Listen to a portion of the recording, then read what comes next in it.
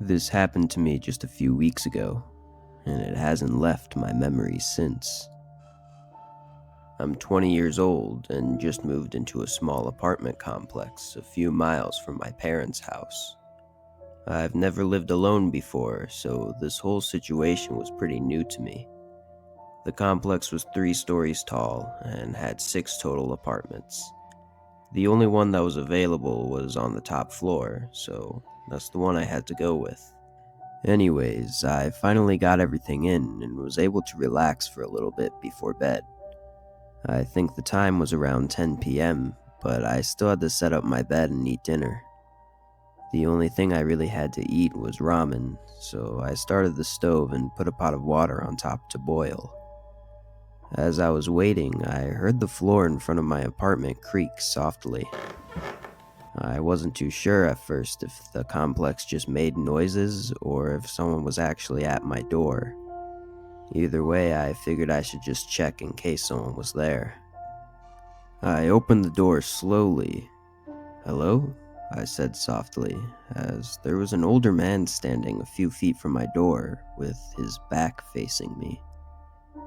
I assumed he lived in the neighboring apartment, as the door was directly in front of mine, which was where he was facing. A few seconds went by, and he turned softly and said, "Sorry," then began to walk down the stairs. I closed the door and checked on the pot of water. I started to feel a little bit uneasy, mostly because he didn't go into the neighboring room. There would be no reason for anyone to come up to the top floor unless you lived there. Anyways, I finished making the ramen and tried not to think about it too much. I was just excited to finally have my own place and live alone for once. This was a big accomplishment for me, and I didn't want to be creeped out for my first night. So I finished making my bed and turned all the lights off. I stayed up on my phone for a little bit before eventually dozing off. I want to say I fell asleep around 11 or 12, but I'm not too sure. However, I do remember reading the clock at 1:29 when I woke up after hearing something from the room below mine. It sounded like a soft shuffling of footsteps. I laid there waiting to hear anything else. It took maybe 5 minutes before I heard the creaking floor from outside my room again. I was beginning to panic a little bit, running through my mind over and over to try and remember if I had locked the door after opening it earlier that night. As I waited in silence, I heard the subtle clicking sound of the doorknob trying to turn. It was locked. I waited for anything further to happen, but after a few seconds I heard the neighbor's door open and then shut. Relieved, I got out of bed and quickly double-checked to make sure my front door was locked. Then I went back to bed. I figured it must have been the old man who had possibly just gotten confused as to which door was his. When morning came, a loud knock came at my front door. I was greeted by 2 police officers. They asked me if I had experienced anything unusual last night or if anything was missing. Apparently, a man had robbed 2 apartments last night, both having forgotten to lock their doors. I told the officers everything, and they thanked me and walked back downstairs. I'm not sure if they found the man or not, but nothing happened since. Just thinking about the whole situation makes me really uneasy, and I can't help but wonder what would have happened if I had forgotten to lock the door that night.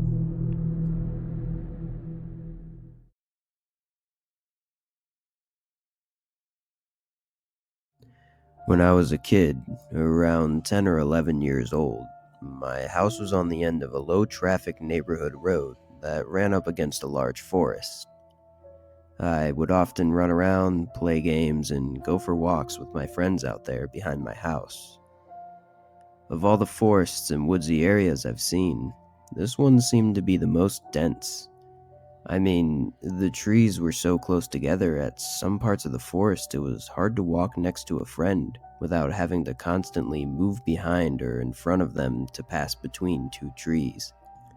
Anyways, it was a regular Friday night, and I invited my best friend over to hang out since there was no school tomorrow. By the time he came over, the sun was beginning to set. Still, we wanted to hang out in the woods for a while before it got too dark.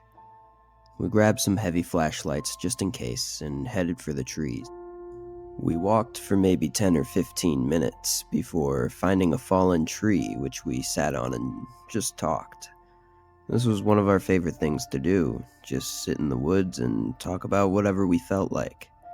I'm not quite sure how long we were actually sitting there, but we definitely got lost in the conversation for a while, because when I finally looked up, the forest was almost completely covered in darkness. Initially, neither of us were too nervous, as we knew our way around the forest, and we figured we would just start heading back before it got pitch black. We turned our flashlights on and started walking. I will admit, though, I was definitely a little creeped out. It was almost completely silent other than the crunch of the leaves from our footsteps, and we could only see a few feet ahead of us because of the dense trees blocking the view. After 2 or 3 minutes of walking, we both suddenly stopped, as we both heard the very distinct sound of a person walking slowly across the leaves just ahead of us. They must have been behind some trees, just 15 to 20 feet in front of where we were standing. I couldn't stop myself from wondering, why would anyone be going for a walk alone in the middle of the woods at this time of the night? I tried to stay calm, but just as we thought the person was beginning to get further away, the footsteps stopped. My friend and I both froze. We looked at each other in fear and confusion. It felt as though suddenly everything had become completely silent.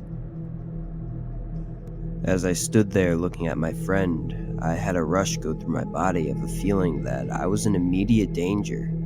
Almost a split second later, I heard leaves crunch from just a few feet behind us.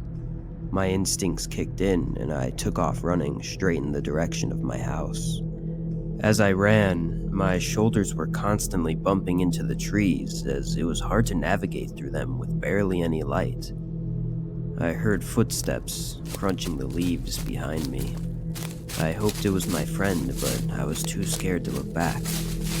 After maybe 30 seconds of running, I heard the footsteps take a sharp turn to the right and drift off in the distance. This made me even more terrified that those footsteps were not my friend's, and made me wonder where my friend was and if he was in trouble. Eventually, I made it to my backyard and immediately went in my house through the back door. I was out of breath. I peeked through the windows, looking to see if my friend would show up, but after a few minutes passed, I began to really worry. My parents came downstairs and asked if I was okay, as they saw the panicked look on my face. As I was telling them everything, the doorbell rang from the front of our house. My dad nervously cracked open the door. My friend immediately pushed the door open and ran inside. He said after I ran, he froze in place, not knowing what to do.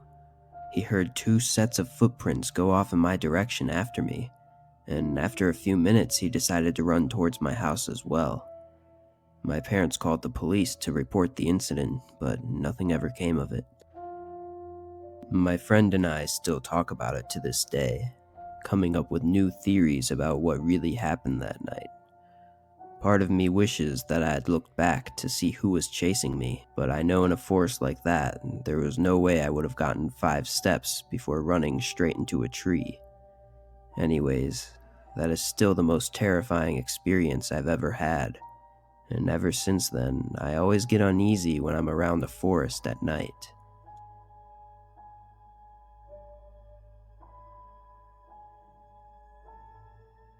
It was a Saturday night. My friends and I were getting ready to go see the opening act at a local bar's music night. We lost track of time and realized we needed to leave right away so we wouldn't miss it. I hurried and gathered my wallet and keys, and we rushed out of the house and got into my car. Luckily, we got to the bar just in time to see the show. After a few drinks, I patted my pockets down, and to my surprise, I couldn't feel my phone. I checked every pocket and asked all my friends if they had seen it, but it didn't turn up. They helped me search the bar around all the tables and areas that we'd been.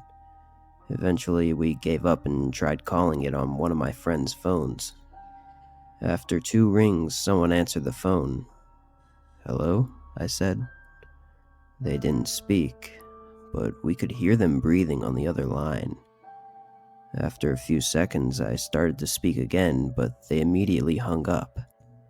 I was frustrated that someone had stolen my phone, but I figured I'd take care of it tomorrow, as it was getting late and there was nothing I could really do about it right now.